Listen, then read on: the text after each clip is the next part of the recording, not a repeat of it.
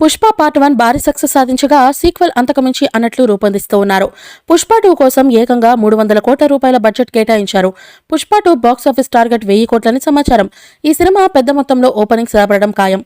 ఇక Pushpa the rice కి Samantha item song highlight గా నిలిచింది. ఈ సాంగ్ థియేటర్లలో మాస్ ఆడియన్స్ ని ఊపేసింది. సమంత గ్లామర్, బోల్డ్ మ్యూస్ హాట్ టాపిక్ అయ్యాయి. సమంత ఊ అంటావా మామ ఐటమ్ సాంగ్ చేసినందుకు 2 నుంచి 3 కోట్ల రూపాయలు తీసుకున్నారని సమాచారం. ఊ అంటావా మామ సాంగ్ కి మించి పుష్ప 2లో ఐటమ్ సాంగ్ సిద్ధం చేస్తూ ఉన్నారు. ఈసారి బాలీవుడ్ భామ ఉర్వశి రౌటేలా చేస్తూ ఉన్నారట. భారీ డిమాండ్ ఉన్న ఈ model come actor item song కి ఊహించని రీతిలో చార్జ్ చేసిందట. కేవలం 3 రోజుల షూటింగ్ లో పాల్గొన్న ఉర్వశి 6 నుండి 7 కోట్లు తీసుకున్నారట. ఈ మేరకు టాలీవుడ్ లో క్రేజీ న్యూస్ చక్కర్లు కొడుతోంది.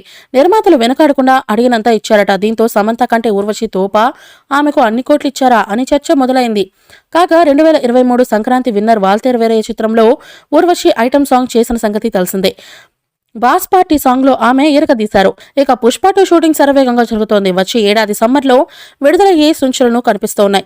దర్శకుడు సుకుమార్ తెరకెక్కిస్తూ ఉన్న ఈ క్రైమ్ థ్రిల్లర్ లో అల్లు అర్జున్ కి జోడీగా రష్మిక మందన నటిస్తోంది. ఫహద్ ఫసిల్ విలన్ రోల్ చేస్తూ ఉన్నారు. సునీల్, అనసూయ నెగటివ్ రోల్స్ చేస్తూ ఉన్నారు. దేవిశ్రీ సంగీతం అందిస్తూ ఉన్నారు. మైత్రి మూవీ మేకర్స్ పుష్ప 2 చిత్రానికి నిర్మాతలుగా ఉన్నారు. పుష్ప 2 తర్వాత అల్లు అర్జున్ దర్శకుడు త్రివిక్రమ్ మూవీతో చేస్తూ ఉన్నారు. ఇటీవల అధికారికంగా ప్రకటించారు. ఈ మూవీపై మీ అభిప్రాయాన్ని కామెంట్ బాక్స్లో తెలియజేయండి. ఈ వీడియో మీకు నచ్చితే లైక్ చేయండి, షేర్ చేయండి, కామెంట్ చేయండి.